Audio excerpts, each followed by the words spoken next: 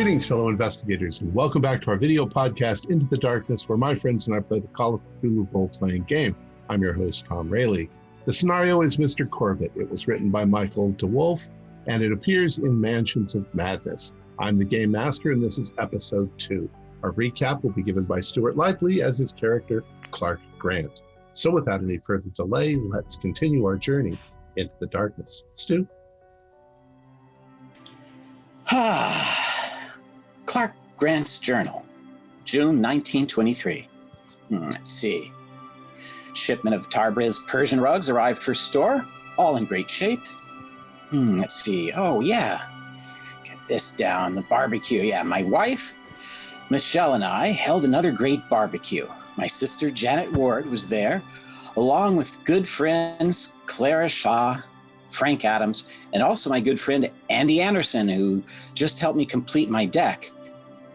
Surprising us all, though, was the arrival of Mr. Corbitt, our friendly yet reclusive neighbor from just across the street. We chatted, ate, played cards, drank the night away. In the local news, we discovered to our dismay that the Jackal, a deranged butcher of pets, was on the loose again, in and about the area of the hospital. The same hospital had recently received many patients from the recently flooded sanitarium. The following Saturday, Mr. Corbitt was kind enough to allow Janet and her garden club, along with Clara, to take a tour of his lovely gardens. All were impressed, but Clara swore that the flowers of the greenhouse, they turned to follow them. So bizarre. Topping that off, she spied an unusual statue of an exotic mythological creature in that very garden house. Fortunately, she had a camera. I think she took a picture of it. The next day, we all gathered again on Sunday for cards and refreshments. As the evening wore on, Frank and Janet were startled what they thought they saw. Mr. Corbitt come home with bundled body parts. I'm starting to wonder just how strong Andy's confiscated booze is. So you may continue the card game. You have just seen something across the street. Are you sure that this just... how much have you had to drink, Frank? I mean, no offense. Have all you like, of course. I've not been drinking. Okay, I have been drinking, but not nearly enough to completely baffle my sight. I mean, the man deals in antiquities, Frank. How do we know this isn't some kind of puppet, doll, something from the East? You know, that's he acquires all different interesting things in his shop. I don't know. It just... I did not like the look of it. Yeah, I mean, we've all known Mr. Corbitt. I mean, has he ever done anything like that? I mean, that strange plant in his greenhouse. I do wonder about it. I'm hoping to do a little bit of research at the university when I'm there next. Maybe even ask my friend who's the professor of biology. I don't know. You know I'm what? not. Go ahead. I don't know, Frank. What do you think? What I'm do fairly I certain of what I saw. I'm certain of what I saw, but whether or not it is what I'm certain it is or not, Clark, what were you about to say? I'm getting frazzled. I was just thinking, I was reading an article that bone meal and fish meal is a type of a fertilizer for plants. Maybe he's just getting... You said it also might have been floppy fish or something. I'm wondering, maybe he makes his own fertilizer for his plants. It could be, maybe an exotic blend. You know, the Indians used to put corn in a dead fish to have a better corn crop. That it was not fish. It was not shiny. It was not scaly. It was. I'm not feeling up to the card game anymore. Well, you know, I had to say that if it was just one of us that saw it, I might be able to blow it off. But, two of our good friends have seen something similar. So I'm not real sure it would be the alcohol or anything else. But there's obviously something different. Maybe we should keep an eye on Mr. Corbitt for the next couple of days. Make sure he's okay. Maybe we should just ask him. I mean, not accuse him of anything, but just maybe ask him. We couldn't. I don't know. How would we do that? All I can say, gentlemen, is I am an undertaker. I've seen plenty of bodies that looked like a body. To scale, though, Frank, or was it small, or was it like life-sized? It was small, like a hand, but like a human-sized hand, a child's hand. Okay. Well, let's go with what you're saying. Let's say it was a hand, but what should we do about it? How could we confront him on such a thing? Well, Clark, you mentioned something about fertilizer. Maybe you could casually ask him, you're interested in gardening. What does he use for fertilizer? I mean, surely he's not going to tell you, well, I use human pans, but maybe that'll lead us down another path. He did mention something about his fertilizer. What was it, Janet? I don't remember. I seem to recall perhaps he offered to give us some. Maybe it was for the orchid. I can't remember now. Maybe that would be a good idea. Maybe if you and Clara went some over fertilizer and samplings. Sort of ask. Possibly, but what would we do with it? I couldn't even ponder. I mean, I know he's not going to hand us a child-sized hand to fertilize our gardens with. Oh, I don't know. And we're far away from Halloween, so it certainly is not for some spooky house he's creating. Now, I've never been to his shop. Clark, I know you're not far from his shop in town. Is there anything in his shop that looks similar to something like that? Not off of, from my recollection. Frank and I just were there a few days ago. Mm. I mean, he gets all sorts of antiquities. In your recollection, however, he does have an awful lot of statuary. Yeah. And a lot of those Indian statues have a lot of arms. Yeah. Yeah, I recall. But you had mentioned, though, Frank, I think it was floppy, though, like it actually had motion. Janet, you said that too, didn't you? Well, yes. Isn't that same area also have those large puppets? The shadow puppets? Those are kind of floppy, that could be. But, I'm sorely tempted to call the police. Well, clearly not. Here you are. Duty. Well, if it was anyone else, it's Mr. Corbitt, though. Yeah, he's well respected. I mean, you'd have to have a little bit more than just a hunch. Perhaps we could go take a peek. I think you might be right, Janet. I mean, he's such a nice man. I wouldn't want to accuse him, but... Well, either we would need to go and take a peek, as Janet puts it, or as also Janet puts it, maybe you ladies can ask for some fertilizer and we'll take a look at it. I say we do both. Well... The fertilizer doesn't hurt anything. If you're going to go sneak a peek, though, Janet, I would suggest you do it when he's away on one of his Sunday drives. That's a brilliant idea. Out of curiosity, where did it flop out at? On his porch. Right on the porch. It was just the package fell and. Well, for my war recollection, body parts or that type of stuff. When you drop them, there is going to be some evidence left behind, isn't there? Right, Frank?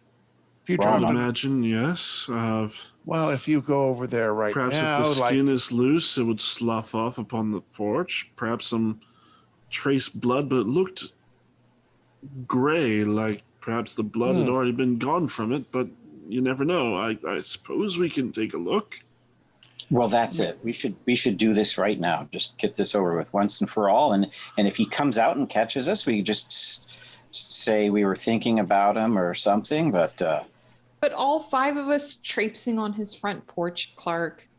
Surely I just agree Janet or myself, the 2 of us, because then we have the excuse of asking for the fertilizer. Yeah, Well, I agree with the ladies. Let's play this smart. Remember, he is he is a bastion of the community. He's well known in business.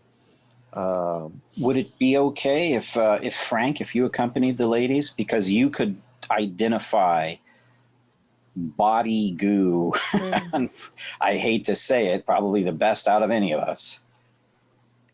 Well, maybe you're there to help them haul the heavy fertilizer. There you go. Well, obviously, Bethany would probably like some of the fertilizer for our flower bed as well. She was on the tour. I'm sure she really enjoyed seeing those lovely flowers. And I do believe I did leave the what's it called? The wheelbarrow to the side of your house, Clark. Maybe Frank can grab that. It's still there.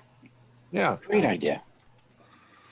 Yeah, and Andy and I will stay back here and we'll clean things up or whatever. If you don't mind. Actually, I'm not going to put you to work in my place, Andy. But no, I could keep an eye through the window to make sure everything is okay. Well, great idea. I'll keep off to the side so I'm not obvious. Well, I suppose the 3 of us shall traipse to the porch of the possible child murderer. Yes, we must figure this out. Oh, Frank, please try not to be so dramatic. Yes, it might be nothing. I mean, but this will at least, I believe you both saw something, but, before we toss out, wild accusations, let's have some proof first. It could be nothing. Fine. Let's just get it over with. Now, this time of day, there's like no cover. You're going to be walking over there in the bright sunlight. It's still afternoon, but it's not. It's summer, so perhaps I should distract him at the front door,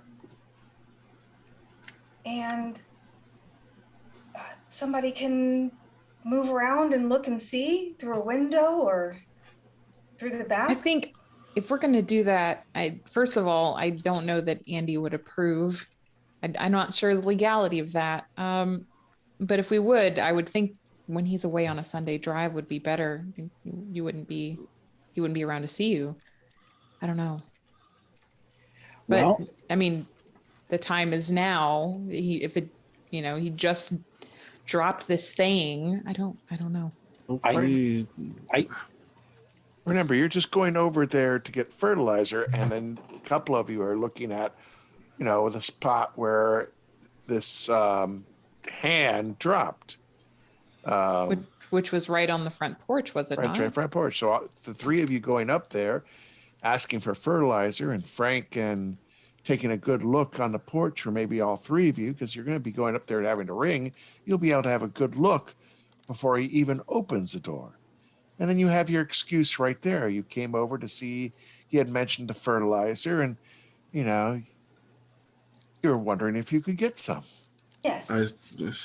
I suppose, but either way, let's get this finished so that I can stop thinking about this terrible, terrible thing. Yeah, I'm sure there's a rational explanation, and there's no reason to be hiding. You're just looking. I certainly hope so. But he's a good guy. We've known him for many years, and he's shaken up. He's in a tough spot. So cut him some slack. All right, ladies first. Very well. Good. All right. So, are you all going to go across the street? Clara, Frank, and Janet, I believe, are the. Andy is going to be watching from the side, like from a curtain a little bit to the side, out the window, and I think Clark is cleaning up. Okay. Yeah, I'm helping my wife Michelle and myself. And so describe to me what exactly you guys are going to do. I should think that we would be more straightforward and maybe even kind of be at the front to kind of cover Frank, kind of shield him. And then Frank could be examining the porch itself. And when Mr. Corbitt eventually opens the door, because I'm sure that he'll notice our presence, then we can just present this front of, look, we were here to ask for some fertilizer, and Frank's going to help us haul it away. And Frank is probably going to use the excuse of, if he's caught like kneeling on the porch, oh, I dropped my pocket watch, I'm just retrieving it. So he'll have his pocket watch in his hand, getting ready for such a lie. Okay. What do you think, Janet? Does that work? Yes. Okay. All right. So you put down your cards and you get up and you go to the front door and you step outside, and you've got this pretense that, oh, you lost your watch. So you walk across the street and up towards are you walking up towards his porch? Just the porch, the front door. Is that where he walked through? Yeah. All right. So you go up to the porch, and what would you say? Well, you tell me what you're going to do as you walk up to the porch. I will knock on the door. Okay. And if he answers, I will ask him if he has a little bit of the fertilizer. Well, you can. Okay. We'll act it out. But okay, so you're going to knock on the door. You knock on the door, and there's no answer. There is a bell. It's a big house, so he might not hear you knock. Ding dong. Okay.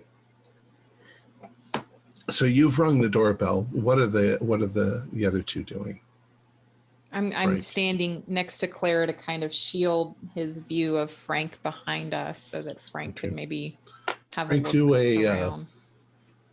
Do a spot hidden roll. Okay. All three of us, or well, just myself? Olivia is standing by the door, and you're sort of blocking the view. You can do one too if you want to. Okay. That is a regular pass with a 20. Ooh, that's an 01. Okay. So the two of you are standing there, and you're looking around on the porch, and you don't really see anything. There's no piece of flesh or anything lying there. There's no paper or anything else. It was partly wrapped up, so when he picked it up, he just continued to get wrapped back up. So you don't see any residue of any kind. Wow. After a few, what seems like maybe 30 seconds or so, Janet, you can hear a door open somewhere in the house, and you can hear steps coming across the floor. The floors are wooden floors. You can hear him coming towards the front door. And you hear the latch turn, and he opens it up and he says, "Oh, Janet, Frank, Dr. Shaw, what can I do for you? Is everything all right?" Yes, Mr. Corbitt. I'm so sorry to to bother you. We were hoping that you could perhaps your fertilizer that you had told us about, your special fertilizer. Oh, yes, we're hoping we could get a little bit. Frank had some free time right now, and he was going to help Clara and myself haul it back, if that was okay. Oh, you were going to try a little gardening for yourselves, huh? Yes. I see. Hopefully this time it sticks. Well, at the moment, you see, I've been experimenting with different formulas. At the moment, I don't really have any kind of surplus. Fertilizing your garden is past for this time of the year. Okay. I mean, I've got some little experiment. I'm only working in extremely small batches. I could maybe mix you up something. It might take me a week or so. How much did you need? That's very kind of you, Mr. Corbitt. That would be wonderful if you could spare it. if it's not too much trouble, I suppose I should just want enough maybe for a small garden bed. Nothing too grand. All right. Yeah, I'll see what I can do. It should help a lot. You'll want to mix it in with the soil that you already have. And the soil in this neighborhood is not very bad. It's fairly decent soil. I'm hoping for some robust fall and winter vegetables. Oh, okay. Well, yeah, this is probably the time to plant winter squash. Yeah, I can help you with all of that. I've got seeds too. That would be wonderful. Going. Oh, that's so kind of you, Mr. Corbitt. Thank you. Really? Of course. Anything else? No. Nope, that's it for me. Thank you. Right. That is all, sir. Bethany sends her best wishes. Of course. Have a nice afternoon. You too. Toodaloo. Thank you. And you hear the door close, and you can hear him walking away from the door. Well, Janet, if you want to go have a peek in a window, now's probably the time to do it. Can I see like into the kitchen? If I were to lean, look through the side window there. No, not from the front door. On either side of the door, the porch and the door is dead center. Okay. And then to either side, there's a window. The windows have, curtains on them, probably lace curtains. Everybody had lace curtains back then. You kind of half know already that from the layout of the house, this would be like the front room, and this would be probably a guest room on that side. The kitchen's probably in the back of the house. The kitchen's always in the back of the house. Dining room probably looks out over the garden in the back. Oh, no, Clara, I think you made a wise suggestion earlier. I'm not inclined to be nosing around right outside somebody's window. Well, then let's go report back to Andy and Clark then. I would like you all to do a listen roll and tell me how good you do. I will spend the luck to make that a success. Pass that one. A regular success, but I did spend luck on it. Success as well. Okay, you don't have to spend any luck to make it a success. Nope. You'd have to get an extreme. Oh, okay. So, all right. So, you head on back to your house. Andrew and Clark, you guys are sitting in the window going like this, watching them across the street. Is there anything you want to do? I don't see anything, Clark. Looks like they're coming back. I think Clark is frozen. God. No. Am I here? Yes. Oh, your picture was for a moment there. Yes. You're back now. Yeah, I think they're heading back. I wonder what they found out. What do you think, Clark? I don't know. I'm hoping everything's fine because Mr. Corbitt's a good guy. I don't want to. I've worked so hard to build a good relationship with him over the years. Yeah, it's hard to have good neighbors, that's for sure.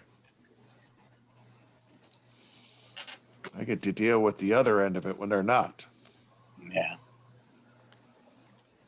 Well, hey. Nothing. Hey, welcome back, ladies and Frank. Well, Frank, what did you find out?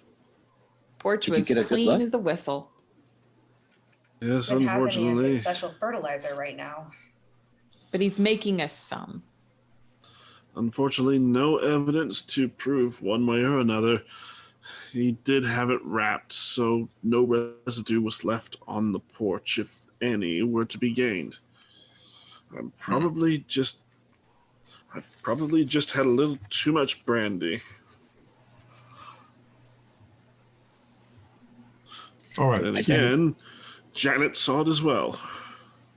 Yeah, it probably was, something. You definitely saw something, but I bet you it was something that looked like that. It's fine. I'm sure it's just my writer's imagination getting away with me here. I'm sure it's nothing. Any more of that brandy? Andy? Oh, sure. Here. Hand Thank you, sir. All right. So as the evening wears on, unless you would like to continue the conversation, we can move forward into the week that follows. No, I was just thinking about this. If I could, since I do work at the police department, I could check to see what is in certain files. Certain files. Well, there's a history of various incidents and stuff like that. I could see if Mr. Corbitt has a record or something like that. I'm quite sure he doesn't, but Clark got me thinking. We don't really, we've always known him as a nice guy, but we only know him as a neighbor. And what else could he possibly have done in the past? Wouldn't hurt to take a look. Probably just a couple traffic tickets. Well, if it wouldn't get you in any trouble at work, Andy, then. Oh, it probably wouldn't. I mean, I'd be taking a look at it on my own time, just to check. I'd just be checking on the files, and see if I can find anything in there. Is it right to invade this man's privacy so much, though? Well, fortunately, I am an officer of the law, and I am allowed to look at. We're allowed to look at the past cases and things that have come up. Wouldn't hurt to take a look. I think it would be okay, Clara. I mean, we're not breaking into the guy's house. We're just checking on his background. But I am with you though, Clara. I feel a little weird. We've become very suspicious of a old neighbor and friend. What has Mr. Corbitt ever done to us except provide us with these lovely fruits and vegetables, a beautiful garden for us to view? It just doesn't feel right for us to be jumping all over him, suspicious. Well, yes. I mean, perhaps we could just do a little research of our own. Clara, you did say you wanted to go to the library, and I do. I want to know what that little statue is, and the plant too. I'd be very interested. Andy, just to help settle my mind. I mean, could you pull records of any recent missing persons in the area? I wouldn't be able to pull the records, but I could find out if there is any missing persons. That's usually up on the list. Well, that would put my mind at ease. And you said it was child size. That should surely stand out on a missing persons list, wouldn't it? My only concern is the way you described it. Sounded like someone who had been dead for a while. Dead or bled out, one of the two. I mean, if it were a separate limb, the blood would have eventually left the limb. You know what it sounds like to me, like a corpse. It sounds like more your area, Frank. I may have to see if any recent additions to our cemetery match what I'm thinking. Well, this is a good-sized city that we're in the outskirts of. I'm sure there must be another morgue, too. Do you have any contacts with them? Is there another morgue in There are probably 5 or 6 other mortuaries in the town. I will have to hit up my contacts with them. Plus, there's a couple of hospitals, Central Hospital, but there's also Miskatonic University has a medical school. So they're going to have cadavers and things I'm like just that. thinking about that. What was it? Wasn't there a hospital that, or where near where all those missing animals or? Oh, yeah. Central Hospital. Hospital. Yeah. And they've been shifting patients around. If we're talking about suspicious activity, it would be very easy for someone to go missing and they fall through the cracks because people are being moved to new facilities, and it just look at me. Exactly. Now I'm talking like Janet with these wild ideas. Well, if you ask me, the real thing we should worry about is this terrible jackal that seems to be on the loose, and it's for our gruesome, pets. Just terrible. Frightful.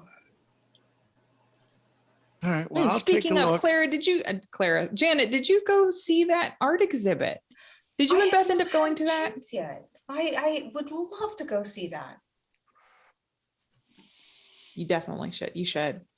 I hear they're taking it down very soon because of the outrage. I will just have to get there. I don't know, perhaps this week. Sounds like a plan. All right. I mean, maybe while you're gone that weekend, I can bring that one Eagle Scout over, Bobby, to take a look at that project you want done. Oh, that would be wonderful. Yeah, not a problem, Janet. Yeah, just the deck out back. I'm sure whatever he plans would be fantastic. All right. I'm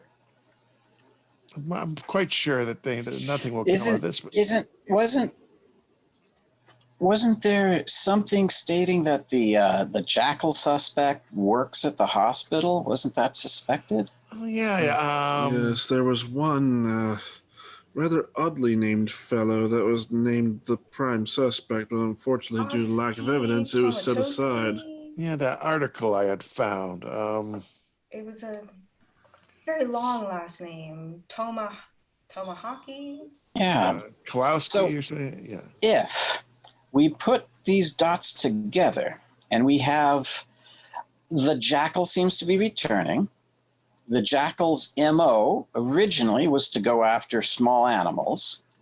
Now we bring in your suggestion, Dr. Shaw, with maybe all of the people from the sanitarium being moved over. Maybe the jackal's upped his game and is doing something rather foul.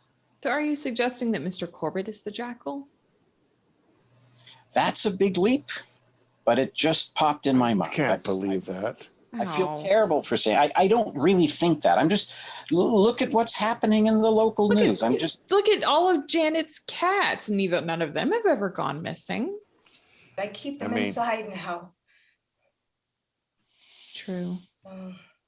Clark's been reading too many of the mystery novels that Perhaps my mind gets a little bit active too. I think you're taking a huge leap of faith there, Clark. I mean, I'm not accusing him. I'm just these things all are happening at the same time, and there's a lot of weird stuff going on here. Well, I've seen that kind of mentality happen before in a crowd that gets riled up. So I can't let's not start you. a witch hunt. No. Yeah. No. Let's just do methodical research, and I'm quite sure we'll find out that we are completely wrong. And then we'll all have a fine beer or iced lemonade and laugh at our foolishness. Yes, you're right. Yes, this will definitely be something to laugh about for sure. I'm quite sure that we'll be laughing about it later on this summer and feeling quite foolish. And if we're not? Oh, Frank, don't be ridiculous. Of course we will. Twice, Mr. 4th of July's party will be moving on, I'm sure. It'll be a blast. It wouldn't hurt if we all kept a closer eye on things in the neighborhood. Unfortunately, I have to work during the days, but I know Janet, you'll keep an eye on things here until I can get off at work. All right. So let's assume that the evening winds on and you guys go home and think about these things. Tomorrow morning is Monday. So maybe your sleep is a little troubled just because you're thinking about it, especially Janet and Frank. So we'll say that it's Monday. Andrew is going to have to go to work at the precinct. What are the rest of you going to do? I'd like to take my camera up to the university. I'm very sure the fine arts building has a dark room, and develop these photographs and see what there is to see. Okay. Janet? I will probably go to the library, and I'm going to start doing a little research of my own. Okay. Frank, maybe I don't know if you have business or not. You could actually roll on any given day to see whether you have.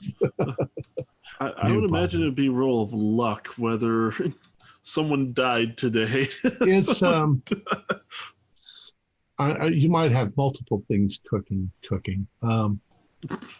Ironic. It's Arkham's a small town, but it's not that small, and there's lots and lots of farmland around it. So people have accidents, people die. There's obviously a major university and a couple of there's Central Hospital and there's the medical. So there's a lot of people. Mm-hmm. People die, mostly of old age. Fact of life, people. So you can, like I say, you can just roll to see if you can roll your luck to see if you've got nothing to do. Okay, how about you, Clark? I will. Well, it's Monday, so I'll be You're heading gonna go to work. Yeah, I'll first go spend an hour and a half to 2 hours at the warehouse, and then by 9 o'clock, I'll be at the 9 a.m. I'll be at the store. All right. And Mr. Rolled my luck, Corbitt, someone died today. so Mr. Corbitt actually does leave right exactly on schedule, the same as he always does. Dressed in a very similar suit as he always does. And off he goes to work. Andrew, you're at work. It's a not too eventful day. There's probably some problems with the Irish mob, some gang members, thugs, and stuff like that. But during some free time, what would you like to research or look up? Well, I'm going to look up, first of all, I'm going to look up a little bit about Mr. Corbitt. I mean, as in, if there's a record on him, he'll have a file. I'm just going to be checking through the files, and, seeing if he actually has a file and if there's anything in it, just kind of not pulling it out, but more of just, lightly going. I'm not exactly sure how a small town police office would work, but there is no record of anything untoward in his past. So I don't know if there's a record at all. All right. Well, if there had been anything, even a ticket, that type of thing. No, I think even back then, probably if Mr. Corbitt ran a red light or was going a little too fast, the cop would just say, "Well, don't do that next time." And that's just why. True. Yeah, true. But basically, there's nothing there that would indicate he had issues. No criminal activity. Anything up about missing people? Well, there's always missing people. There's a lot of woodlands around you as well, and people wander off, but nothing looks suspicious. There's probably been a couple of homicides, not necessarily covered by your precinct, but I don't know if your precinct would handle the whole town. Maybe it would. A couple of homicide shootings, once again, probably gang related on the bad parts of town. rowdy teenagers, rowdy college students doing stuff, and but nothing that seems out of the ordinary. There's don't seem to be any little children dead or involved in anything. Now, out of curiosity, though, another thing is, since we did talk about the jackal, is there any file on Randolph Tomaszewski? Yeah, there is. Tomaszewski is a petty thug, or at least he was when he was a teenager. Probably managed to avoid direct enrollment in like the Irish mob. His background is Polish. He's gotten into bar fights and things like that before. He's been arrested a few times for public intoxication and so forth. But nothing recently, except that he was pulled in on suspicion that he was involved somehow.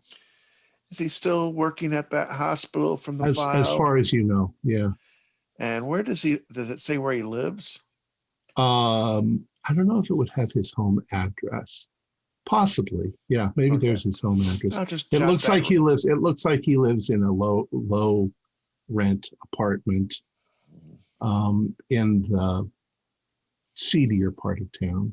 Okay, I'll jot that supposedly still works at that hospital, and jot down his address. Just jot down so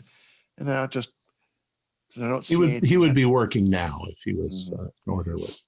Anything unusual happening in the town? Anything that would be considered a little bit off?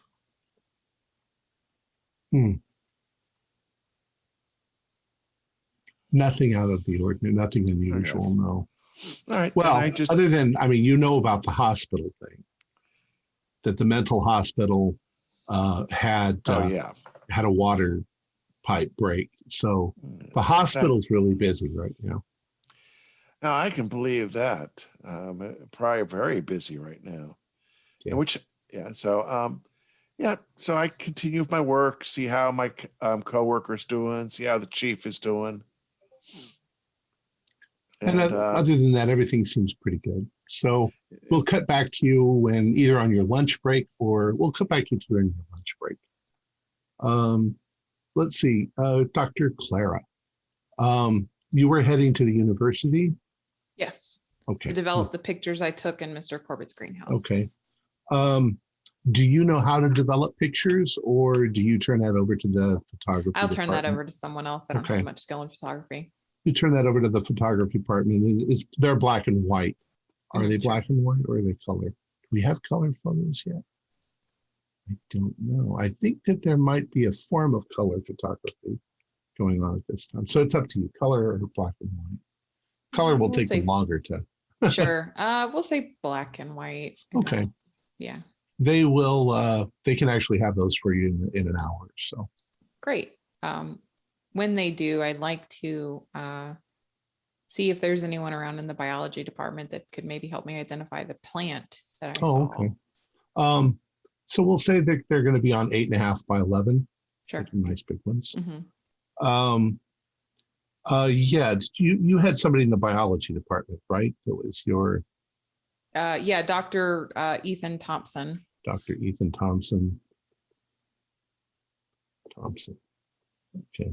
He is there, so when you get that, you can take care of it. What did you want to do while you were waiting?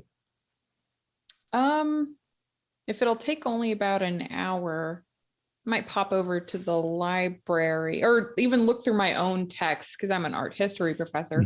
See if there's anything that turns up with that little statue, like in kind of religious art, anything like that. Okay. Do an art history roll. Okay.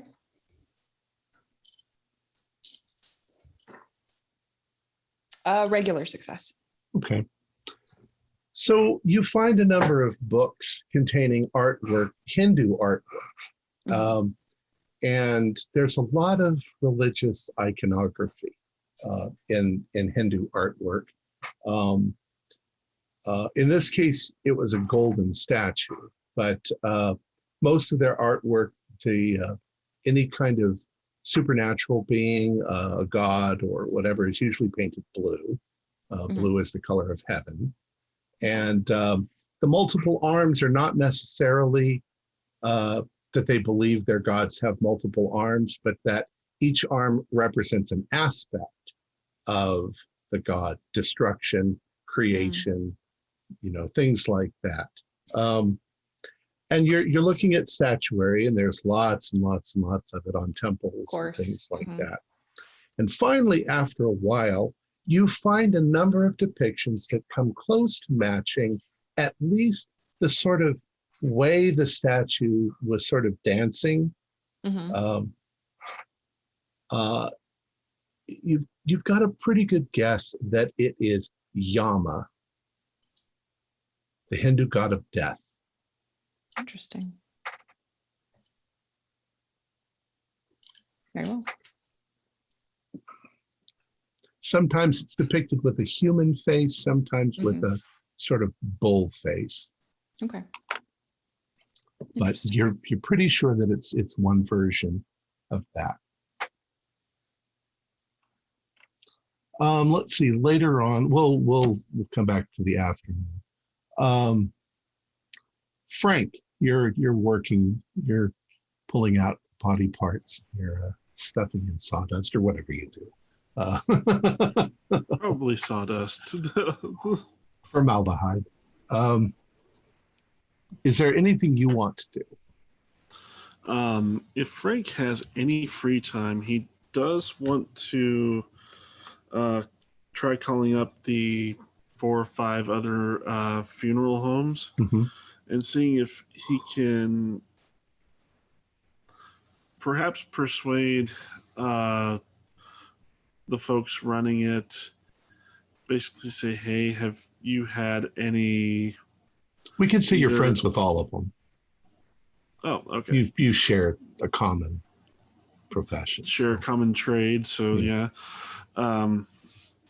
Try and see if they've had any children that have passed away recently, or perhaps even graves perhaps being exhumed. Okay. Let's go ahead and do a luck roll for me. Luck roll. Let me take a look. 65, and I got 31. So, asking around, there have been no small children lately. There have been small children in the past, mostly farming accidents that have been killed, but nothing for a month or two. And none of them have any grave robbing going on. This is summer. The bodies go into the ground ASAP. Funerals are within 3 days, hopefully within 2 days, and they get those bodies in the ground, or they will start to smell. Right, and them being in the ground for a month or even dead for a month, decomposition would be too much. And the only time that they would ever keep the body out would be during the winter. Sometimes they can store the body because they can't dig into the ground. It's too hard. Trying to dig through ice and permafrost, not a good thing. Well, definitely thank them for their time and cross that off the list. Okay, Clark, what are you up to? It's coming up to your lunchtime. What were you like? What would you like? Well, I'd like to head over back to the Mr. Corbitt's business, and I'd like to pop in there and just do a little shopping. I'd like to chat. Hopefully, I can run into Mr. Corbitt. If you walk in a little bit before lunch, then you will catch him there. Yeah, that'll be perfect. Because I'm trying to make note of when he came back last time. I want to make sure that I'm not arriving when he would be out. Right. Okay.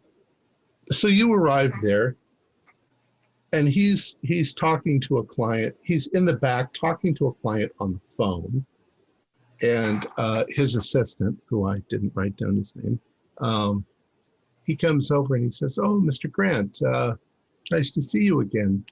Can I help you with something?" Oh, yeah, thank you so much. The last weekend, on Saturday, a good friend of mine noted a fantastic statue that Mr. Corbitt had at his house. And I just wanted to talk to him briefly about it. I was so intrigued. I thought maybe if you guys have anything like that or similar, I would love to purchase one for my garden, or maybe as a gift. But I was just hoping I could talk with him just briefly. I know he's busy right now, but it should just be a moment. His phone call, and you see it, Mr. Corbitt hang up the phone. And he does some stuff on his desk for a moment, and then he stands up and he says, "Clark, what can I do for you?" Oh, hey, good to see you. I was wondering, I would like to, if you have a statue similar. Clara had mentioned you had this beautiful statue in your garden. That's Yama, the god of death. Let me look around. I just thought that it was such an interesting statue. I don't think I have any other ones of Yama, but I mean, next time I can order something and get it shipped over.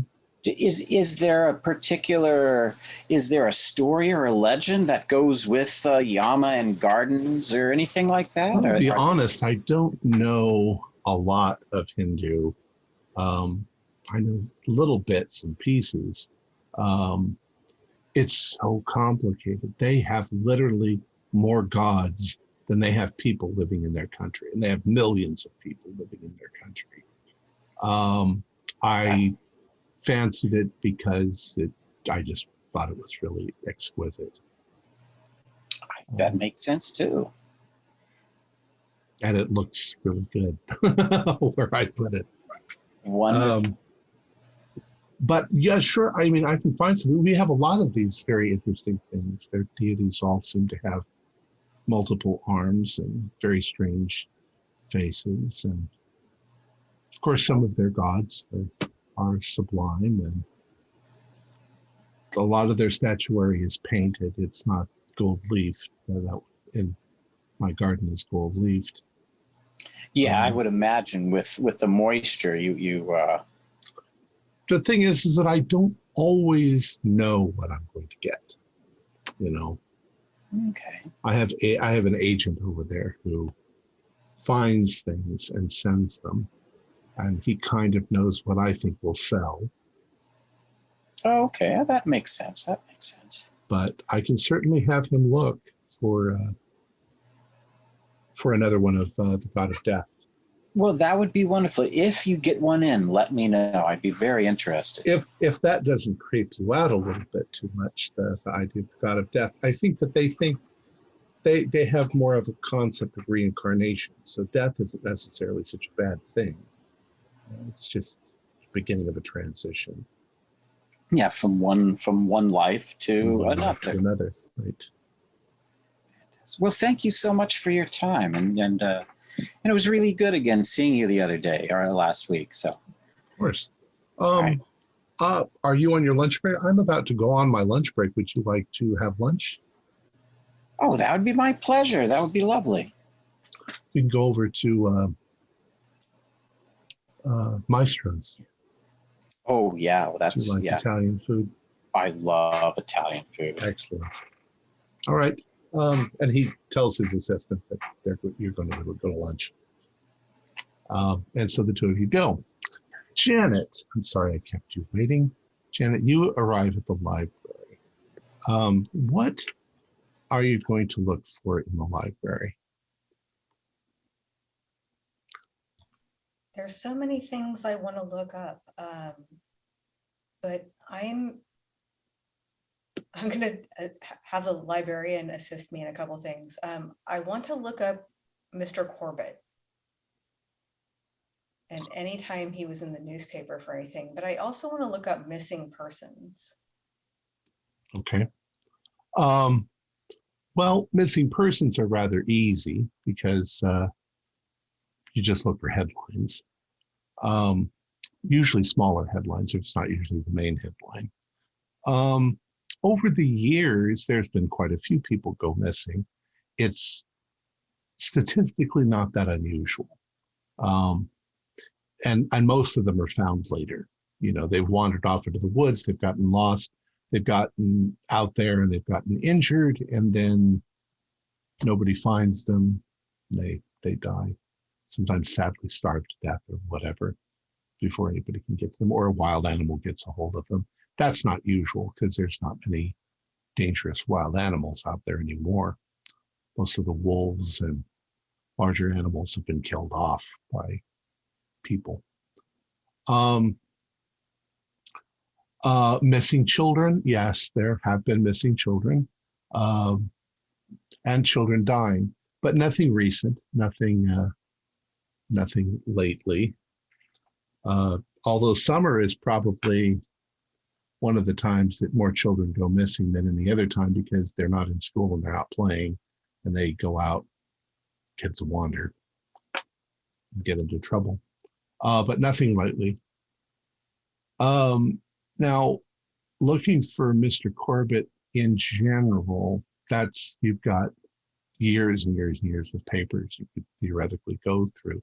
Is there any particular thing that you want to look up about Mr. Corbitt that may have occurred in the past? I think I'll start just by refreshing myself with the circumstances of maybe his wife's passing. Okay. Go ahead and do a library roll.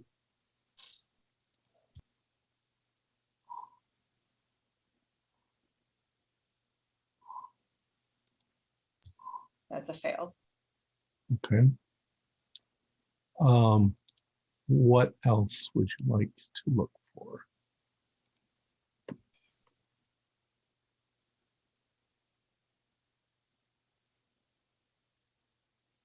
I can't. I'm so involved in trying to find stuff about him and his wife that.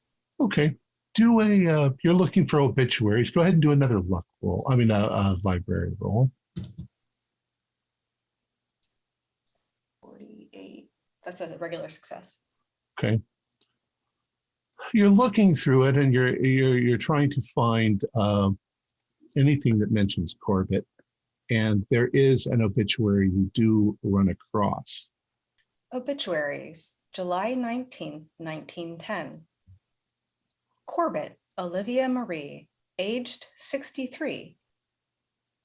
Widow of Theodore Corbitt and mother of Bernard Corbitt, passed away in her sleep at Our Lady of Perpetual Help Nursing Home this morning. Miss Corbitt had been under the care of the Sisters of Mercy since September of last year. It is believed that she died of grief following the death of her husband. She is survived by her son, Bernard Corbitt, president of Corbitt Importers of America. Funeral services will be held at St. Paul's Church in Arkham this Sunday. Anything else you'd like to try to look up or find? I will dig up any information about his family now, if I can find any. Okay. Clearly his family has been here. Do another library roll.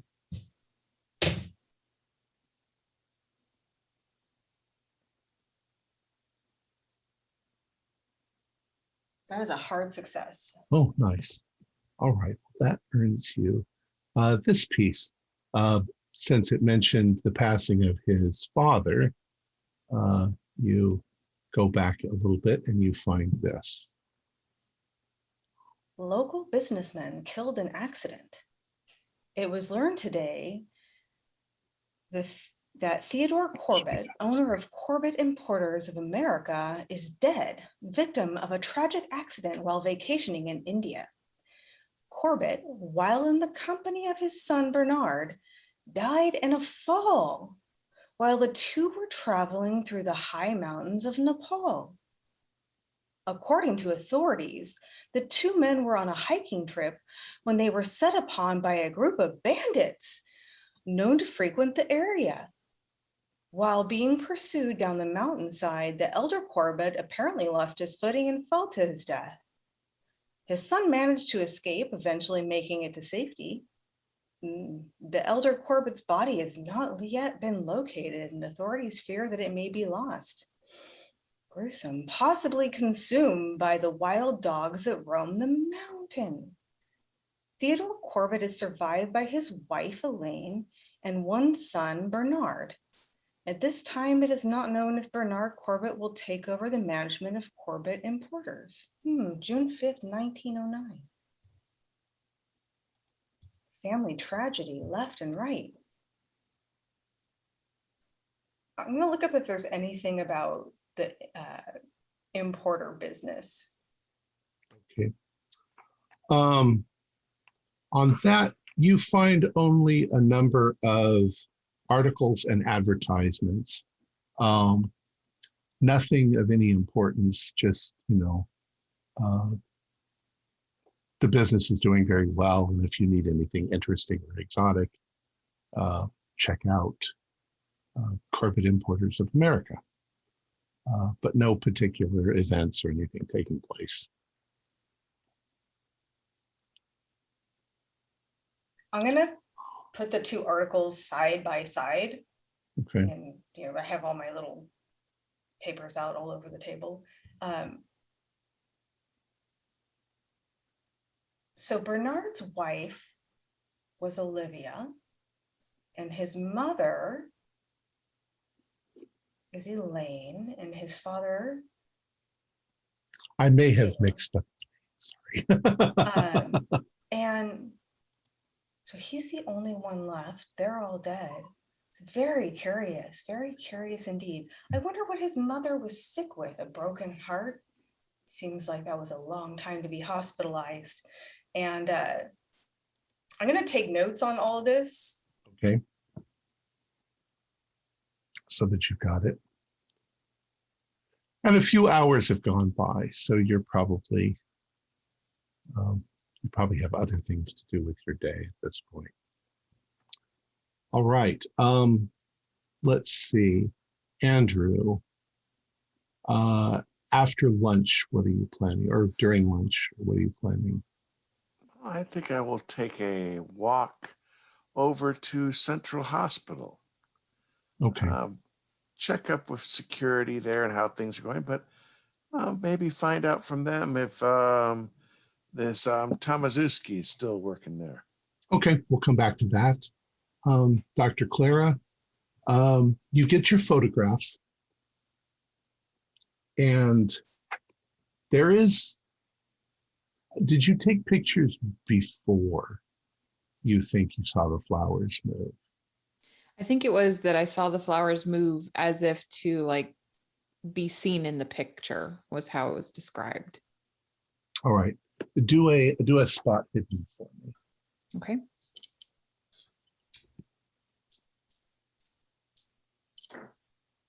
Oh no, that's a fail. Okay. When you look at the photograph, nothing really unusual appears except that the flowers are all pointed in the same direction. Mm-hmm. So you've got the photograph. You wanted to go visit Professor Dr. Thompson. Yes. See if he could recognize it. And I describe the color, since it's in black and white, I would describe the colors to him. Well, Thompson tells you that he's not really a botanist. So sure. The two of you head over to Bill Rinko, okay, professor of botany. And you show him the pictures. And he looks at them and he's like, and you see they're blue. Mm-hmm. Blue. And he says, well, it's really very unusual, this plant. I'm trying to classify it, and of course it's a black and white photograph, but am I wrong here? And he sort of points to the flowers. He says, it has 7 petals. You count 7? Because that's extremely unusual in a plant to have 7 usually 5 or 4 or 3 or 6 Interesting. or many, like a sunflower. But in this case, 7.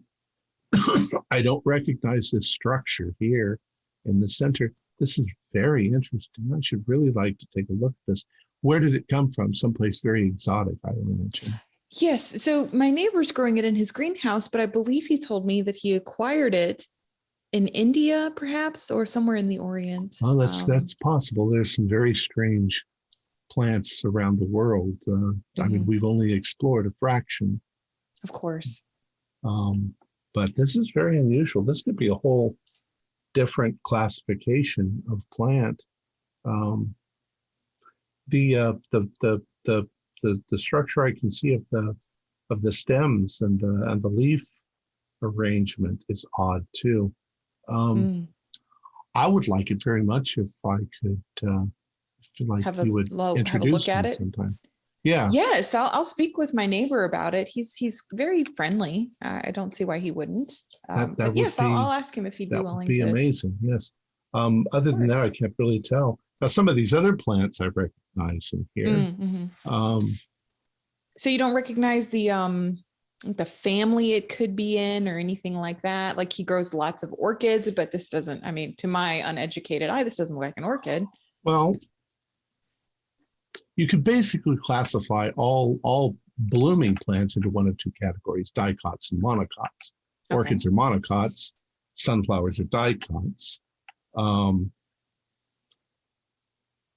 And usually you can tell that, orchids have 6 petals.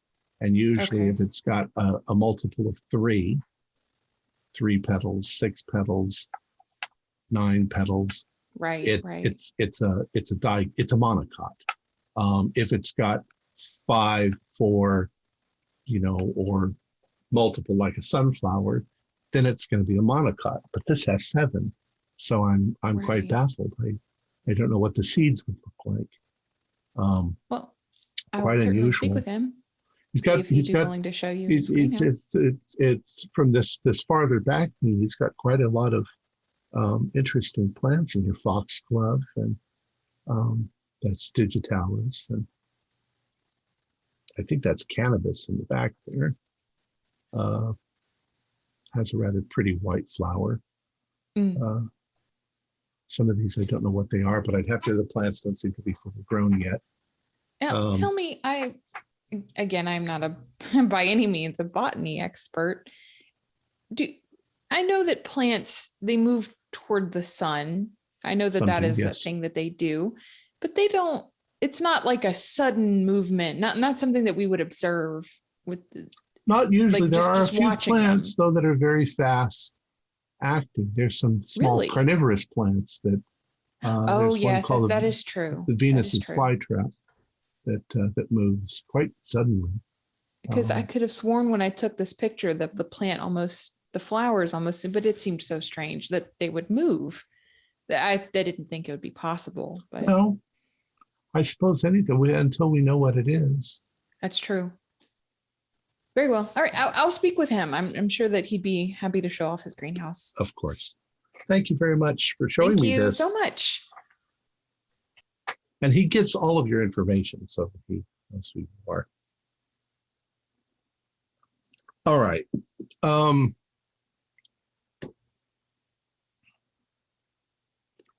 Clark, what were you up to? After lunch, I'm not going to press Mr. Cuthbert too much. I mean, he's my friend and neighbor, and I trust the guy. So, had a great lunch with him. I'm just going to go back to work and And Frank probably go back to work, and Janet, you probably end up going home. Clara, you go home. Andrew, you're heading to the hospital on your lunch break. All right, you arrive at Central Hospital, and you can see it's busy. They've tried their best to make sure that the reception area, front area, emergency area is clear enough where if something happens. But you do notice a lot of people running back and forth.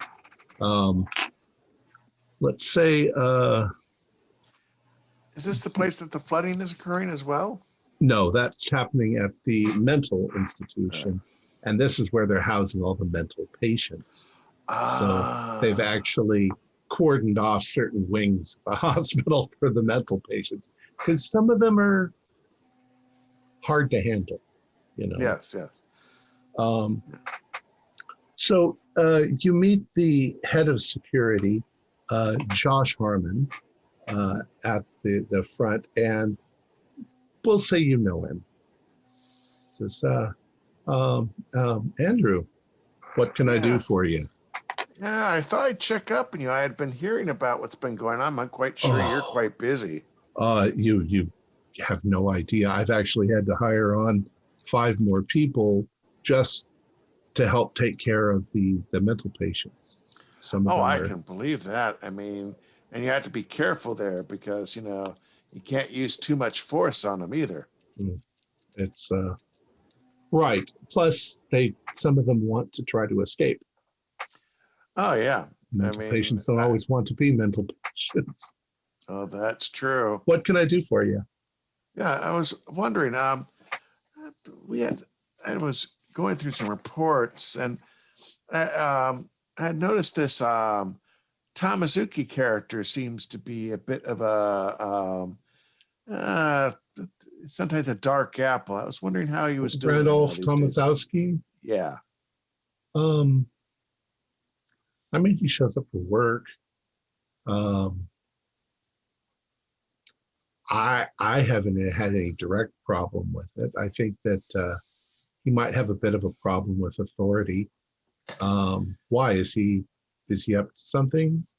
No, I was just checking up on something I'd noticed that someone else in the department had asked him a few questions dealing with that whole, missing pet thing, and really, I thought, yeah.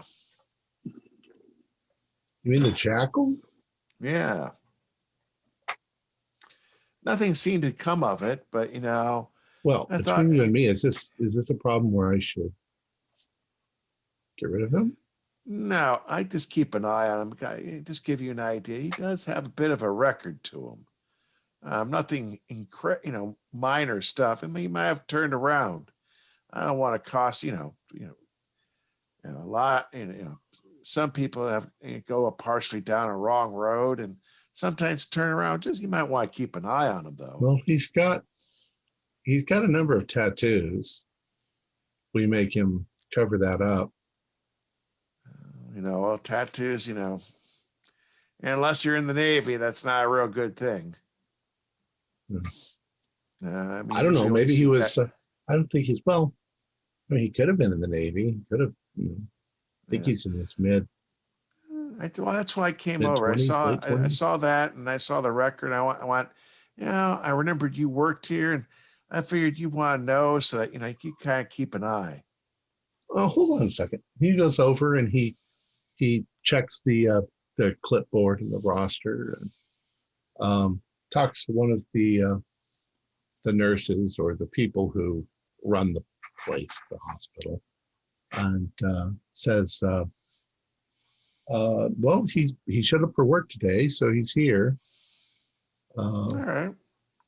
Probably cleaning up an operating room or something. No, I thought I'd come over here. It was lunchtime. I thought I'd sit down with the cafeteria, share a cup of joe, and want to at least tell you about this so that you were at least a little bit aware of one of the people you work with. I know I would want to know at least so I could, the guy is cool. That's great. But, I know I would want to know if, someone's history is so I would know, be sure. Well, I'm not trying to get the guy in trouble. Let me take a look. So he pulls out files and starts thumbing through them. And he says, well, he's been, like I say, it looks like he has a bit of a problem with authority. He does his job well enough. He's irreligious.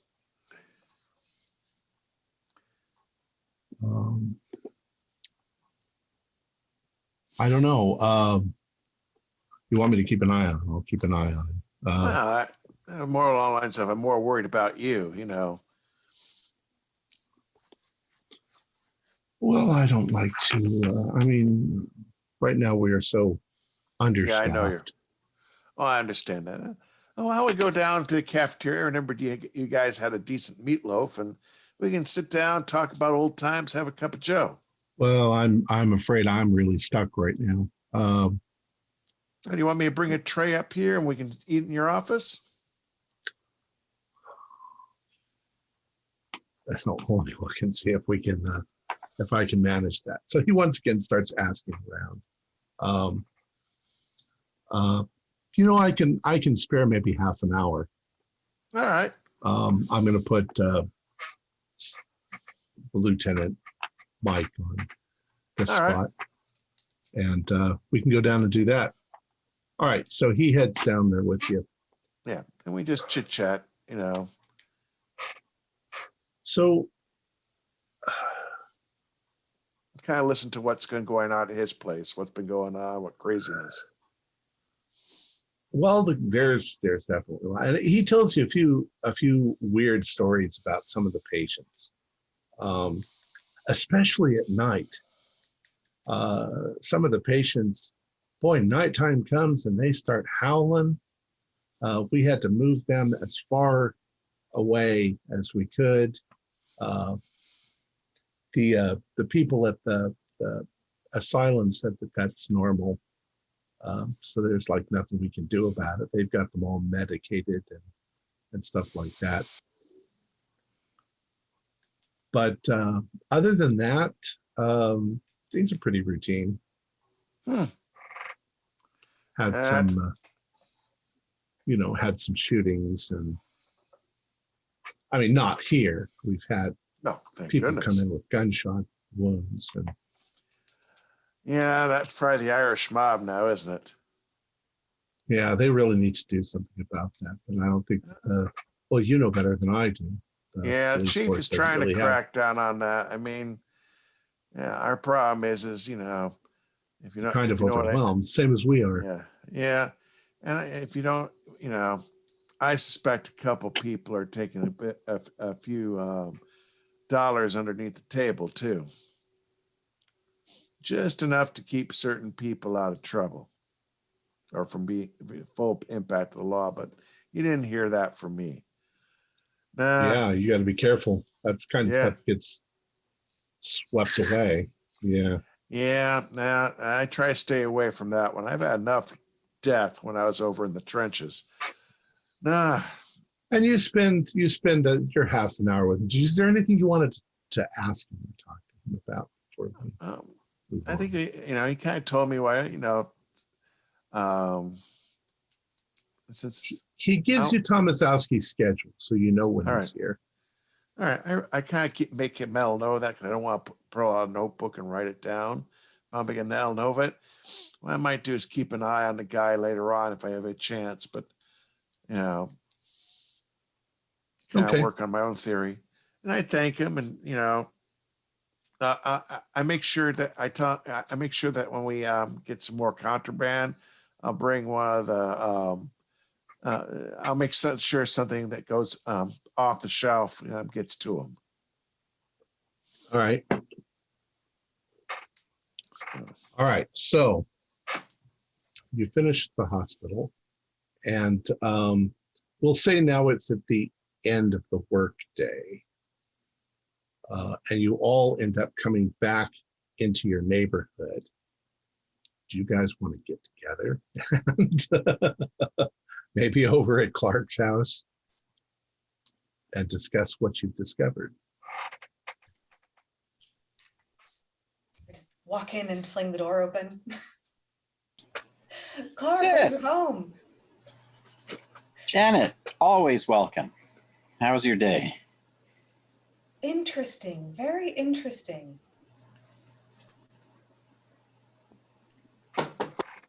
Is everybody else what did you find out, Janet? Oh, you're all here. Fantastic. Oh, thank you. I went Hold the to door. the library today. did a little bit of research, and it seems like family tragedy has just followed Mr. Corbitt probably his whole entire life. And I will relay to them the articles that I found relating to his family. Isn't it just the most curious circumstances that he seems to have all these connections to Nepal and the Himalayas? What a curious life. Grant, you would know that when he goes off on business trips, it's usually to places like that. Yeah. Oh, yeah. That's where he engages in his business for the most part. He covers lots of the Orient region around there. That would explain that statue that you ladies thought were so interesting in his garden. Yeah, he was. Did you find out about that? Yes, so I looked it up in some of my textbooks, and it is the Hindu god of death named Yama. It's funny you ran into that. I had lunch with him today, and he just mentioned it in conversation. I sort of was asking about it, interested in maybe buying one for a garden. And he didn't seem to have any specific reason for getting it other than it looked nice to him. And he liked artifacts from that region, and which makes sense. That's where he does business so much. Sure. So, but he didn't have a particular specific reason for having it in his greenhouse. It's not like the god has any sort of legend related to gardening. So I think it was more of an aesthetic piece purchase. And I remember you ladies saying that was quite interesting. So, you know. Oh, yes. I even developed the pictures of it. You can see here in the picture. Oh, yes. And I mean, I know it's not in color, but and the flower, that interesting plant, I brought it to the professor of botany at the Miskatonic. He'd never seen anything like it before. He said it was very unusual, and he actually was interested in seeing it himself in person. Like simply couldn't explain to me what kind of plant it was. He couldn't even classify it really. Could have been one of his many finds while on those trips, Clark. I believe he said that too, that he had acquired it somewhere in the Orient, possibly India or Nepal. Saying that about the Himalayas. Maybe he is one of those, lucky amateurs that have discovered a new species in botany. It's happened before. It has. Very, very true. I wonder what it seems so strange that an antiquities dealer would be traipsing the mountainside, Janet, and such a terrible accident happening to him and his father. But yes, I wonder what they were doing up there. I mean, it said they were on a hike, but did he mention hiking? I thought maybe at the barbecue we had a couple of weeks ago, he mentioned something about hiking and mountain climbing the Himalayas, but it's probably nothing. Yeah. Oh, and I did check in records. His slate, Mr. Corbitt's, as I thought, his slate is clean. Not even a traffic ticket. And not that they'd give him a traffic ticket anyway, but there's nothing there. I mean, no DUI, no drunken disorderly, nothing. So, because you guys were concerned about the jackal, I did check out that Tomaszewski. He does work at Central.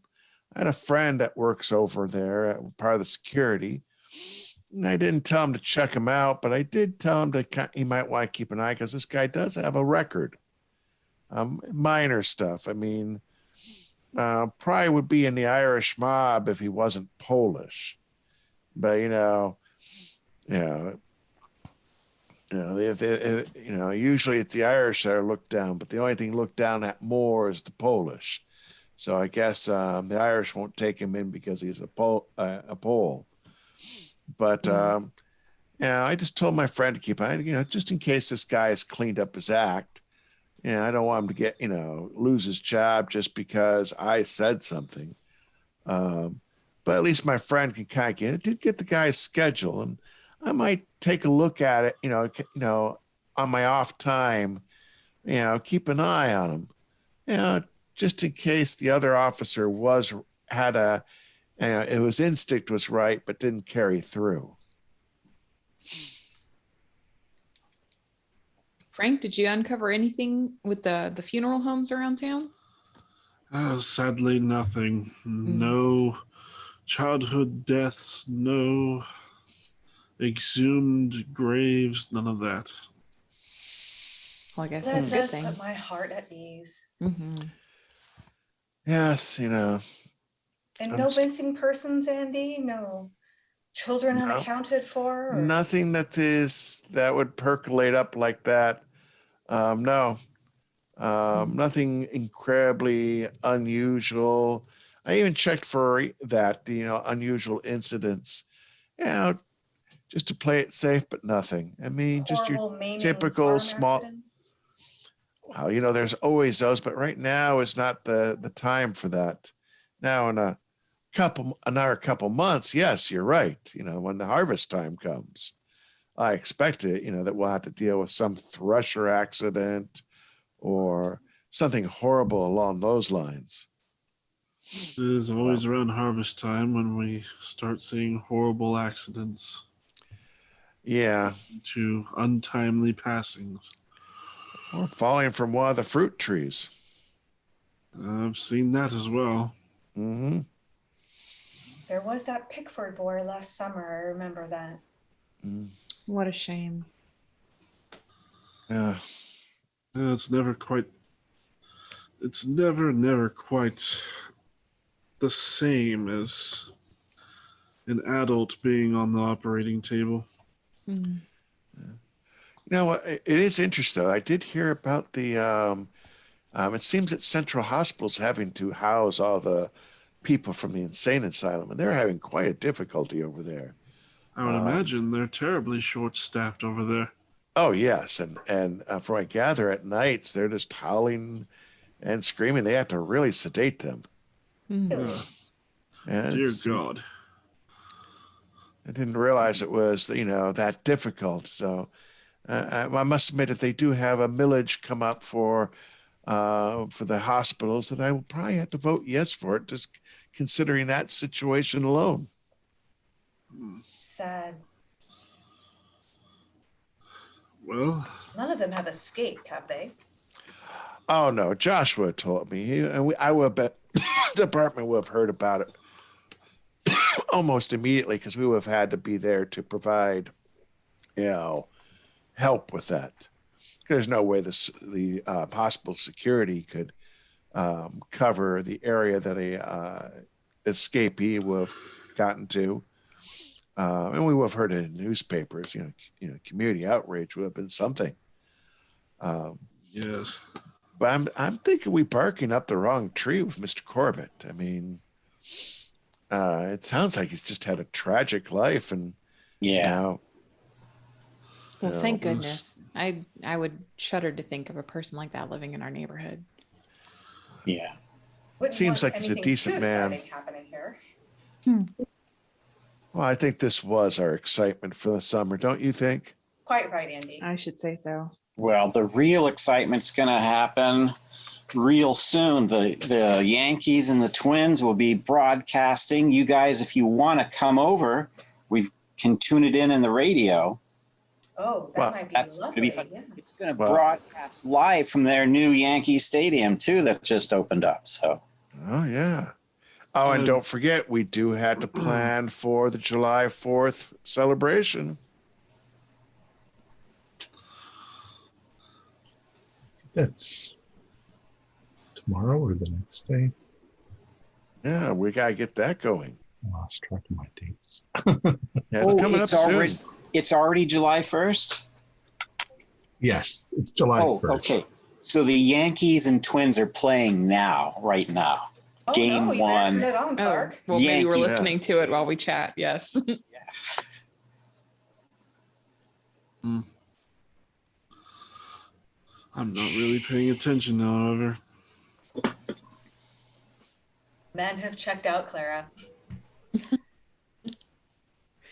Pass me a beer, Clark. Yeah, there you go. Where is it here? Here's the church key, all right? I think you'll need this right here to open up that beer. Thank you. And I'm going to drift over to the window and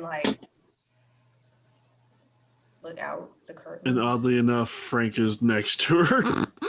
You can see that his car is in the driveway. The lights are on in this house. He would have come home probably right around the same time that you guys got off. I do Are not you like two it. still obsessed with him? The neighborhood is safe. Can't fault me for that.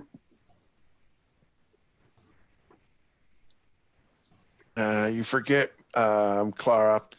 Once Janet gets a hold of something, she has to dig thoroughly. Well, I do hope that this is at least a good story. At least comes out of this for you, Janet. I'm It is definitely interesting. getting ideas. Now, Frank, come on over here and enjoy the game with us. I thought you were a Twins fan. All They'll right. lose. They always lose.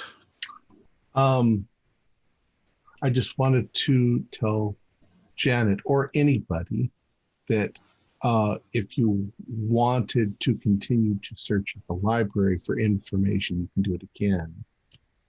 You just can't, if you fail, you can't do it that day. You don't get anything. So you can always revisit anything, look for more. All right. So unless you have something you want to do this evening, we will skip to Tuesday morning. Okay, we'll skip Slowly to Tuesday. creeping on Independence Day. So it is now the 2nd, July 2nd. An eye out. And when Mr. Corbitt presumably leaves at his regular time, Okay, I'm going to go over to his house and look through the kitchen window. okay. All right, so that's what you're planning on doing. Officer Andrew, you're heading probably to work. Probably Frank, you work. probably even before Corbitt leaves and Janet goes. Clark, you're going to work as well. Yeah. I'm Mr. Corbitt's fine.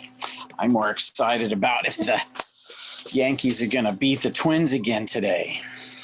Dr. Shaw, do you go to work or do you? I work have in the summers I have Tuesday, Thursday classes, so I will be off to work. Okay.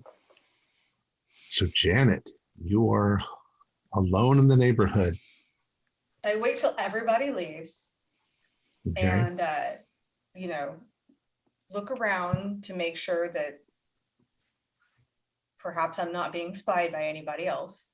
And Okay. I will make my way over to Mr. Corbitt's house and I'm going to start looking in windows and snooping around the back and trying to look in the kitchen. Okay. So as you approach the house,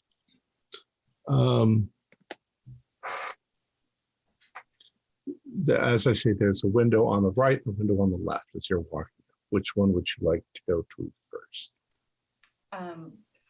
Or do you want to walk around to the back? Yeah, I'll walk around the back and I'll look through I'm assuming it's You look through the kitchen. I don't really know. Okay. You look through the windows of the kitchen. Let me describe it as you go around the house. So here's the front of the house. You're walking around to the right around the building. There are hedges, there are flowers and so forth growing there. You turn the corner to the back side of the house, and there are two windows looking into the kitchen from that particular spot. And as you look through, they're fairly large windows. You can see that probably the decorating of the kitchen was done by his wife.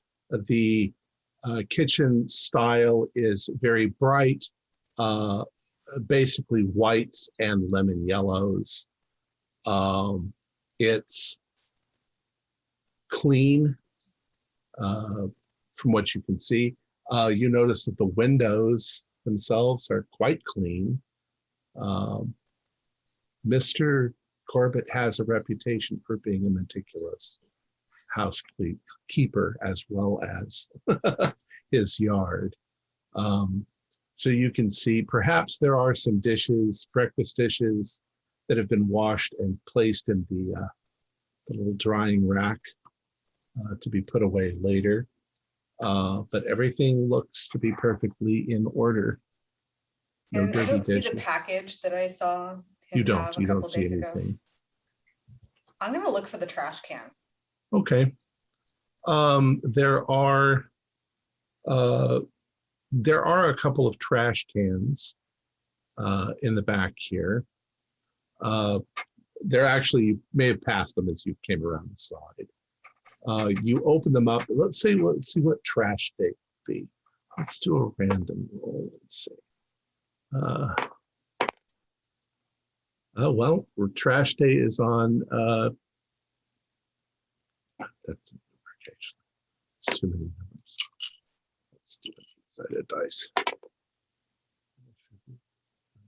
Wednesday. So it's on Wednesday. So there is quite a bit of trash accumulated. Though it's going to consist mainly of, I don't know, vegetable tops and so forth. No, I'm going to change that because he probably has a compost heap. So all of that would go in there. There's just paper and stuff like that, cardboard, bits of this and that.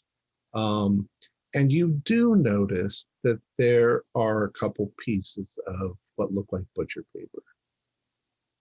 The kind that you would get at a meat market. I'm gonna reach in the trash can and take them. All right. They are kind of off pink, I guess is the color. Is that what color butcher paper is? I guess. We'll say it's common butcher paper. Or brown. Pinkish brown. Yeah, brown. We'll say brown. Brown makes more sense. We'll call it a spot hidden.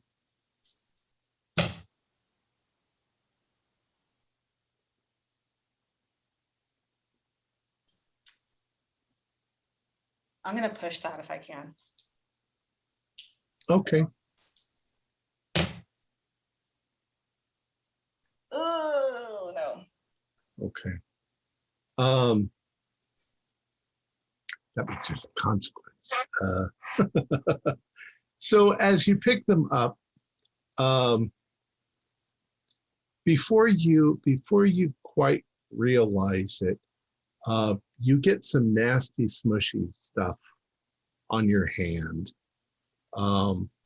You don't think it was particularly anything on the paper, but it was something in the can itself, just an accumulated, they're trash cans.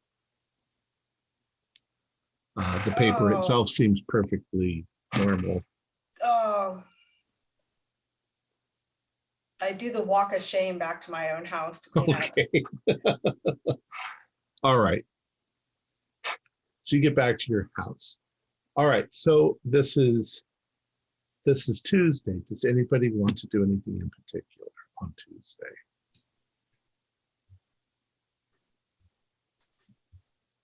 Frank might make a call to, I guess, Central Hospital. I would assume the hospital has its own morgue. Sure. Yeah. At least a temporary one. You're a mortuary, so they're going to. Yeah, they would keep them there and then move them to the funeral home. Or you would, yeah. You probably have an assistant too that you'd send to. That too. Yeah. So he's gonna call there. Just get it off the list. All right. He's kind of just focused on this one thing. Is there any dead children? Central Hospital Doesn't help morgue. that he's been drinking. Central Hospital Hello. morgue. This is Frank Adams of the... Yes, Mr. Adams. What can I do for you? Yes, I'm looking into some situations, just personal curiosities for a dear friend of mine. Have you had any underage deaths occur? No. You're talking about like teenage or? Anywhere from teenage and younger. No, right now we've got a total of 5 bodies. One's a gunshot wound. The others are all elderly that passed away. Oh goodness! All right. Well, So why are you looking for somebody in particular? yes. Could you perhaps give me the name of the unfortunate child that you have? No, there's no child. Oh, no children. All right. Well, that pretty much answered my question. I do apologize for taking time away from your duties. All right. Have a good one. Click. Yeah. Now that I have Tomaszewski's hours, I'm going to check up on him just as he's either like when he's just getting off. I'm going to keep kind of try to keep an eye on him. Okay. Since I'm fairly sure that Josh is probably going to keep a little extra eye on him at work, I figure I can be, keep an eye on him, once he gets off. Okay. So Tomaszewski gets off at 6 p.m. He works actually a long shift, like 12-hour shift. So he's in at 6, out at 6. Okay. He leaves the hospital and he drives to one of the less like French Hill area. It's an apartment building, 5-story high apartment building. And from what you understand, he lives on the 5th floor. We'll say room 501, make it easy. You see him, he doesn't have a car. I'm sorry. He takes public transportation. He gets there, he walks in, and you wait a couple of minutes and you see the light come on in his apartment up on the top floor. And that seems to be it. Do I see the usual street life, Yeah, I mean, not so much people coming home from work this time usually. Are you in a cop car? Probably not at that time point. I'm probably You're off. Yeah, I'm off. So you're in your private car. Yeah, I'm probably not in uniform at this time point either. Okay. So I'm gonna look around. Does there seem to be like a newspaper boy or a shoe shine boy? There's neither one. Newspaper's probably delivered in the morning. In fact, we can say that you see Tomaszewski pick up the newspaper as he walks in. All right. Probably not the area for a shoe shine boy either. Yeah, this is a residential part of the town. The buildings they're brownstone, so they're literally the buildings are crammed up next to one another, and also directly across the street, more of them. And it's not a well-kept area. Some of the streetlights are probably broken. There's probably trash here and there. It's cheap. Maybe even some of the windows in some of the buildings are broken out with wood over them instead. The crime rate in this area is probably fairly high. All right. I'll stay for a little bit of a while, then I'll probably take off because, I did promise Clark that I would pick up some stuff for the barbecue. But I'll hang out for a bit. That way I know where he is. That way where he lives. That way I can choose the time and spot. Maybe I can talk to the beat cop that's in this area later on. Okay. There's no reason why at any time he couldn't just come down the stairs and go walk somewhere to the store or anything like that. But the time that you're staying there, you don't see anything unusual take place. All right. Then I'll hit the store and pick up some of the things I had promised I would cook up or have prepared for the barbecue. And then I will head over to Clark's to listen to the next game. Okay. Do an idea for me. Okay.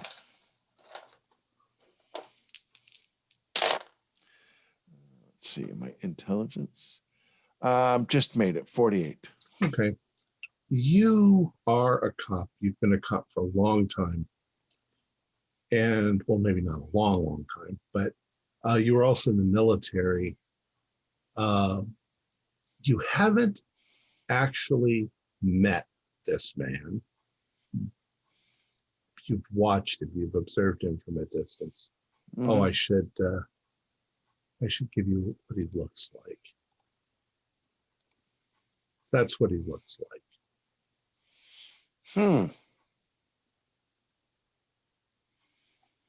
So there's something about him that you'd call it your intuition or your gut feeling, that he just feels suspicious. Like there's just something about him that turns you the wrong way. All right. Well, I think I will plan. I will probably plan for after the game tonight, letting Clark know I won't be able to show up the next day. That way I can kind of maybe do a stakeout the next night. You also feel that you could tell a lot about a person by much closer observation, So I'm getting the feeling I should actually meet this person. Maybe. You haven't seen him do anything, so you have to be somewhat careful, Yeah. Oh, man, probably the best place to. Yeah. All right. How about everybody else? Anything this evening? Before evening, but after my classes, I wanted to go and poke around the medical school and ask, the cadavers they get, are they adults? Do they ever get any children? Things like that. All right. Why don't you do, let's just call it an intelligence roll. Intelligence? Yeah. I mean, you can say luck. We'll do luck. Luck makes sense. Okay. Oh, no, that's a failure. That's a 90. Okay. You don't really get a straight answer because people involved there with that sort of stuff aren't necessarily there at that time in the evening. Okay. I don't know where they get them or where sure. they come from. But you're at the university, you're at the medical area. Mm-hmm. Is there anything else you want to do while you're there? No, I can't think of anything. Okay. I did want to go over to Clark's house before, maybe kind of coordinate. I would know when he comes home before everyone else shows up. And, Clark, I'm concerned. I'm very concerned about Frank. Beth told Lizzie that he's this obsession.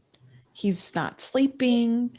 He's drinking more than usual. I'm very concerned. I went to the university. I was trying to see maybe if they had any cadavers that were children to try to put his mind at ease, and maybe he would stop obsessing. I'm very worried about him, and Beth is too. I don't know if we should do something, say something. I don't like prying in other people's business, but I haven't. I guess he's been hiding it well. I haven't been noticing much. How long has this been going on? Do we know? I'm not sure. It seems recent with all of this business with Mr. Corbitt. It's like you can't let it go. Like Janet seems to have let it go and accepted that this isn't an issue, but it seems like Frank's very hung up on this. Well, I mean, I don't think Mr. Corbitt's up to any sort of nefarious. No, I don't either. Means. So I don't know. But on Frank, as long as I've known him, he's been pretty level-headed, and if he really believes he saw something that disturbing, I could see why. It seems to be very troubling. It's troubling him. I can tell, and I don't know what we can do. But I'm a little concerned that he might take an action, something extreme, something that would get him in trouble with the law. I mean, we have Andy here in the neighborhood, and why don't we know, Clark? Why don't we sit down and just talk with Frank? I mean, he's our neighbor, our friend. I think. Not accusing him of anything, but just sit down and talk to him about it. See if what does he think's going on, and maybe try to help him. Maybe I just don't want him to feel like we're ganging up on him. Like you said, not accusatory, but maybe bring it up as like, we clearly see that this is still bothering you. What can we do to help you make peace with it or something? Or maybe he has an idea how to look into it. Okay. Yeah, I hope he comes over tonight. I'm sure he will. Okay. All right, Clark. Yeah, that makes me feel better. Clark, what you just said, are you guys planning on getting together this evening? Seems like in the summers we get together nearly every evening. Yeah. Game 3, Babe Ruth nailed 4 out of the park on the first game. Yep, I'm coming over, bringing a bunch of the beer. Okay. Is there anything you guys want to do or say before we skip ahead to July 3rd? Well, did anyone do any more digging, or did we all just let that one rest today? Still looking into the jackal thing. I'm going to keep an eye on this guy. My instinct tells me he's up to something. If it isn't that, he's up to something else. I feel it in my bones, if you know what I mean. Oh, yeah. Listen to that instinct, Andy. You know. Mm-hmm. Good to go with your intuition if you feel like something is wrong. And it's just something's not right there. Yeah. Do we notice Mr. Corbitt, Bernard, just maintaining his regular routine? There's been no hiccups this entire week. Oh, nope. Yeah, I forgot to ask you, Janet. I assume Mr. Corbitt's been on his normal routine? Oh, yes. He comes and goes like clockwork. I set the clock in my my parlor to his comings and goings. Oh, okay. I'm glad to hear that. I'm not here during the day, so I figured if anyone would know, you would. Oh, yes. Keeping an eye on the neighborhood. Nothing at all suspicious here right now. Nope. Nothing happened today. Frank, how have you been? Oh, I've just been fine. I called the hospital and no young ones. An adult gunshot wound naturally, and a handful of elderly, less than a handful. You seem so troubled by this. Is this weighing heavily on you, Frank? I know what I saw. What can we do to help you make peace with all of this, Frank? What can we do to help you?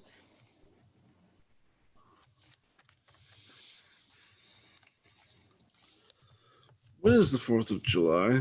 When's our two party? days? Yes, 2 days from now. 2 days. Today is Tuesday, yes? Mm-hmm. Tuesday the 2nd. So, it being Independence Day, God bless America, everything will be closed, yeah? Yes, of course. And you're inviting Mr. Corbitt to this gathering. At our last barbecue, we implored him to join us. Yeah. Have it out on the lawn. Yeah, hopefully he'll join us. Okay. In that case, I might have an idea. However, Andy, I may have to call a favor from you. What kind of favor? That you turn a blind eye to what I might do. Well, what are you thinking about doing there, Frank? Breaking into his house and seeing where these body parts exactly are. Breaking and entering, Frank. I don't know. That's pretty serious there, Frank. I mean, I thought we had kind of taken care of that issue. I'm guessing that you must truly believe what you The saw. absence of evidence does not mean that it's not occurring, Andy. I would think you would know that as an officer. Well, you have me there, considering that I have a suspicion of this Tomaszewski and this Randolph character, and I haven't seen him do anything yet. I can't. You've got me there. All I ask is that you lend me enough time, or if one of you or multiple of you wish to join me, into the house, quick look around, and back out.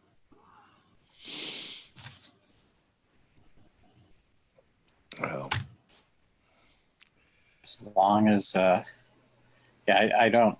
as long as, I'm going to say this much. I know you're not doing it to cause do theft or someone harm, so I could probably turn my back to it. But it would probably be best not to let me know when yet day you're going to do it.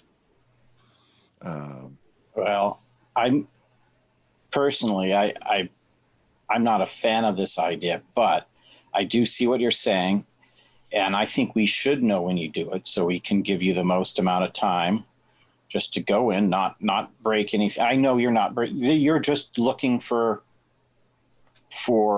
exactly. You're just looking.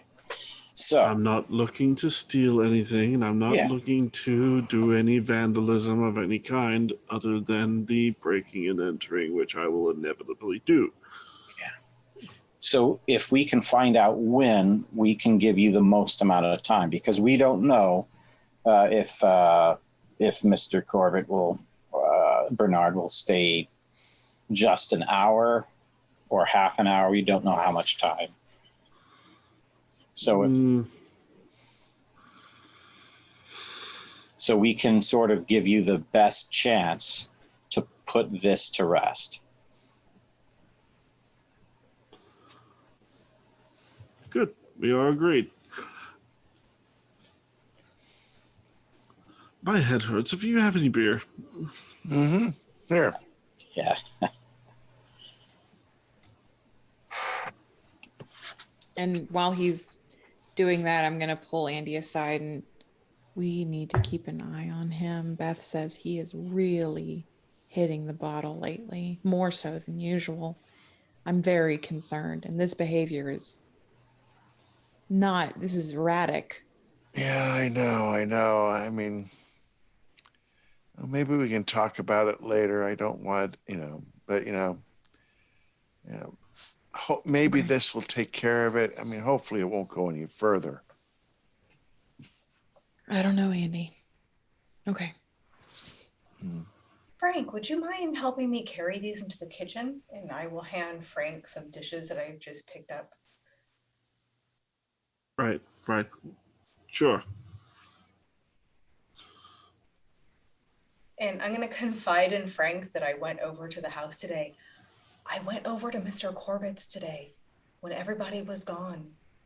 And I looked through the kitchen windows and I didn't see anything. It was so clean. It was just, everything was tidy and clean. And I went through the trash cans out back because I was looking for, I don't know, evidence or clues. And I saw some paper, like the paper we saw the thing wrapped up in, but I couldn't find anything else. And then I kind of made a mess, so I had to leave, but. Damn. What did you find? Did you perhaps the butcher paper that it was wrapped in? The butcher paper was there, but then I got stuff on my hands and I had to come back and get cleaned up and change my top but I saw paper that looked like it could have been the paper. I mean, I don't know if it was the paper, but it looked like it could have been the paper. And I didn't see anything in the kitchen, but just don't tell anybody else. Clark thinks I've let this go, but I know what I saw too, and I know you saw it too, and I'm just sick over this. I'm sick over it.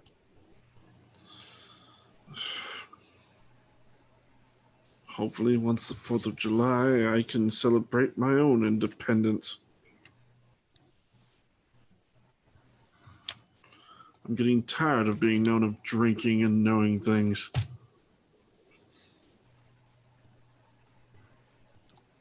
Okay.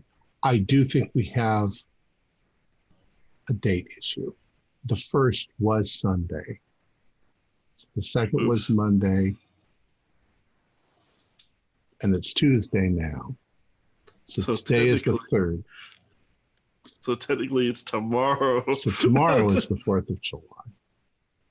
Uh-oh. Well, I think that we're pretty close to 2 hours. So we can stop there.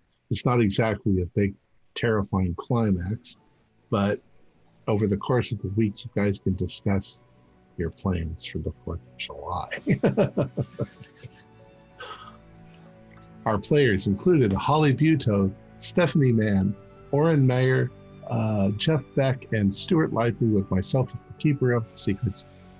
We have a Discord server where you can chat with our other members. You can set up private games. You can learn the finer arts of gameplay and game mastering. There's a link below.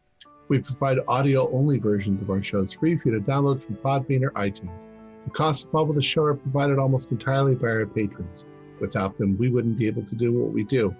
If you'd like to help support our show, please visit our Patreon account. Just $1 or $2 a month helps us a lot. You can find a link in the description below. Like, share, and subscribe to our channel and punch the bell icon for updates on our latest shows. And leave us some comments. We enjoy reading them and answer any questions you might have.